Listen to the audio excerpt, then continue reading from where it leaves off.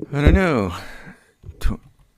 I have versions of this 2025 products. I'll just say video products. All right. Now what? Now, if I want to change this to total units sold, I don't know why I do that, but if I hit the save button, that's going to work. So let me just change that back before I forget. But when you do it, it's not going to work because you have to set it up so that you can make changes to the schema. So here you go. Tools, options, designers, table, and then you have to take this checkbox off, prevent saving changes. So that's taking the training wheels off.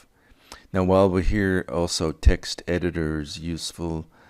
I think all languages, that's where you get your line numbers and word wrap, which will both come in handy later. So I encourage you to do that. But once you have a table, gee, where is it? So if I go to look at 2025 video, it's not going to be there. So you have to refresh it, and I hope that works, but I know that if I right click my database and hit refresh, it will work. So now we just need to go find it. Oh, right at the top of the list. So if I came to work the next day and then I wanted to change it, you would bring it up in design mode. If I wanted to see the data in it, you'd hit select. We don't have any data yet, so I'll click edit and we can type data in here. Now we're going to leave product ID alone because it's auto number, starting at number 1. Product name, I'll just say red slippers, size 9. Maybe category 1 is clothing. Now, we're trained to think that red is bad, but in this case it's not. It doesn't mean anything. So just go ahead and put some numbers in there. So let's say these are $5. Now in some code, we'll have it calculate for us. Now, I hope it'll put default zeros in here. Let's see. So when you click off, that saves it. So if I went ahead and came back to it and hit select, we can see our row of data, and we'll see what it did. All right, so it did put our zeros in there. So at some point we're going to rank. What's our top product, and we're going to put things into categories. That'll be a textual analytic. So this is a compiled number, so those are analytics. This cost or stock quantity is just a measure. It's just a number. It doesn't really mean anything. 5, is that a lot or not a lot? Who knows? So it's not a metric. It's not a compiled number. It's just a raw number. Last sales is date, time, and preferred vendor. I don't have any vendors yet, but those you can leave that blank because we allowed it to be blank. So we allowed nulls to be in there. You notice the primary key cannot have any nulls. All right, so how are we going to get data into our table? So now you click new query up here. We're not really writing a query, but we are writing some code. So one of the first things you want to do is find yourself on the list. If this doesn't automatically say your name, I would, as a matter of course, just put that in there. I like to, put this use statement in here in case I were to give this software to somebody else. The computer would know which database to run the code off of. So we can write an insert statement. So insert table name. Then you have to put the, by the way, 2 hyphens is commenting. So this is the list of columns, then the keyword values, list of values. So eventually we're going to get these values from the program user through a web page. Hopefully we'll have time to do that, but we'll at least do it with some type of procedure. So I'm going to pull over the list of columns. Do we need to put a value into product ID? No. It's auto number.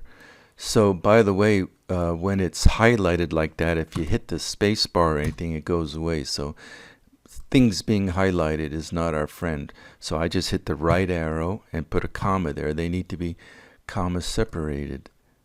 So I'll go ahead and put the rest in there. So these are the columns I want to use. All right, list of values. So product name is nvarchar. So text you have to put into single quotes. So green shoes, size 9. Category ID 1. Numbers you just leave without any single quotes. Dates also you would leave without any quotes. Stock quantity, I guess we bought 48. Cost $5 and sales price $7.50.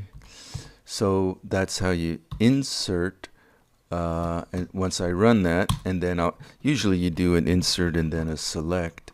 So, and by the way, it puts this DBO in here, database object. So it and that's normal. So it doesn't know, the compiler doesn't know what this table is. So you can do edit IntelliSense refresh local cache 1, 2, 3, 4, 5, and I thought the problem was that it didn't know what that object was. So you can, when you do add new objects, you can do that IntelliSense thing, but I just didn't finish my SQL statement. So you're learning an insert and you're learning a select. So you select. So by the way, select star means all the columns. And if we had a where statement here, that would mean you would pick which. Select star is all the columns. The where is filtering the rows. So you might want to just show me the products in category 1. You know, that would be a good where statement. That would be filtering. So we only, nothing really to filter yet. But if you go ahead and run this, it seems to have worked. And let's see. See, it is a problem though, because we don't have any error checking in here yet. So let's go ahead and fix this before we forget. So update table name, and this is a future module, but what the heck? Update set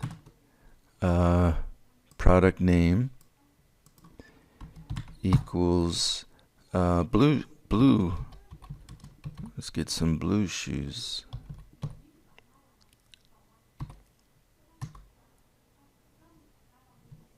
But we only want to change one of them. So where the product ID is 3, only change that one value. So if we execute that and then go ahead and select the date again, so that looks pretty good. Blue shoes, let's go and put into size 9. So a lot of times you insert data, edit data, select data. So that's enough for one video. It's pretty fun to do this. So go ahead and make your products table, and I recommend that you make the tables that are requested in the course, but then you make your own set of products, or you make your own database, like, oh, I'm going to keep track of all the things I have in my garage by different categories, etc., etc., all my power tools or whatever else you got around your house. So we'll see you in the next video.